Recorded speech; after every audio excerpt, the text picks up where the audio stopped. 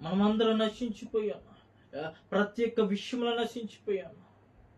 మానవులమైన మనమందరం పడిపోయి ఉన్నాం.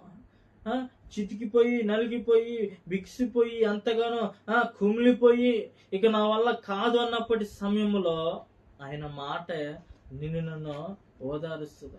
ఆయన మాట నిన్ను నన్ను ఆదరిస్తుంది. మరి నేను కూడా చూడండి, ఎప్పుడైతే నా వల్ల కాదు, ఎప్పుడైతే నేను చనిపోవాలని ఎప్పుడైతే అనుకుంటావో, ఆయన వాక్యము ఏదో ఒక రీతిగా సువార్త ద్వారానో, సోషల్ మీడియా ద్వారానో, పత్రిక ద్వారానో, ఏదో ఒక విషయం ద్వారానో నీకు ఆ యొక్క మాట అందుతూ ఉంటుంది.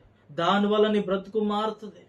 ఒక్కసారి ఇన్నాళ్ళ వరకు నువ్వు తెలిసి కూడా వెనకడిగి వేసి ఉన్నావేమో, ఇంకా సమయం ఉన్నదని నువ్వు అనుకుంటున్నావేమో, రేపు రక్షణ దినమని నువ్వు అనుకుంటున్నావేమో. ఆయన రాకడ ఎప్పుడు వస్తుందో తెలీదు. నేను ఆయన వచ్చినప్పుడు ఆయనతో పాటు కొనిపోతామో లేదో తెలీదు. ఒక్కసారి నీకున్న సమయాన్ని నువ్వు